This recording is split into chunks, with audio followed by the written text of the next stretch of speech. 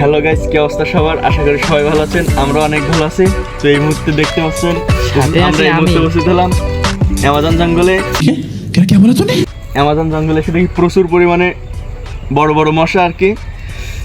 তা যাক, বেশি কথা বলবো না, আমরা আসলাম মিশন সাকসেসফুল করতে। সাথেই থাকুন আর দেখতে থাকুন।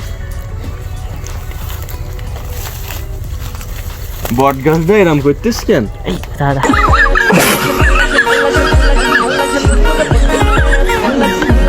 প্রচুর বাতাস, যার কারণে বট গাছটা নড়তেছে দেখতে পাচ্ছেন। আর দেখতে পাচ্ছেন সেই পৃথিবীর সবচেয়ে বৃহত্তম পাহাড়ের উপর এখন আমরা পাহাড় থেকে নিচে লাফ দিছি।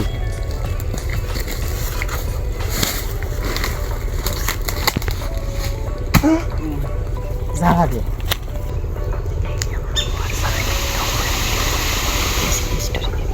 পড়তি না, কোনো লাঠি মাটি হবে না।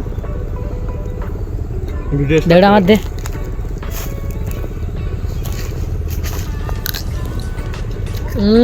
কি বাল আর বলবো, ওই টক একটা খেয়ে দিলাম, ফেলাই শেষ।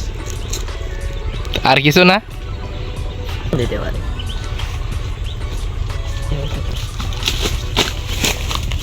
দে রাখিস আমার জন্য। এই দিয়া ও বুড়াটা নিচে সোচ্চা। হ্যাঁ আর কি দিবা না। মুখের দিকে একটু ভিডিও নেবেন, হ্যাঁ করলাম তো। हरामी हो बेटा। রুমন ভাই বলতেছে এখানে একটা লোক আছে, কিন্তু চুরি করার সময় আমরা কারো ভয় পাইনি। जहन्नमी जहन्नमी जहन्नमी।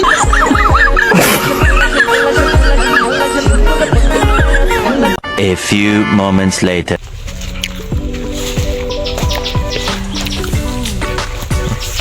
তো আমরা এখন সেই সিলেটের পাহাড় থেকে নিচে নামতেছি, সবাই দেখতে থাকেন। তুই নিচে থাক, আমরা খাতি থাকি। লোকের কুল আর আমাদের বাগান, মানে সরকারি বাগান।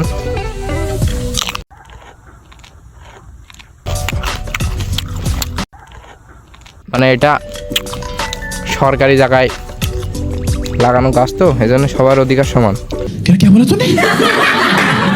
আপনারা চাইলে আসতে খাইতে পারেন। A few moments later. কথা সেটা না, কথা হচ্ছে এই চাচা হেনা কোথায় বড়। कैसा लगा मेरा मजाक?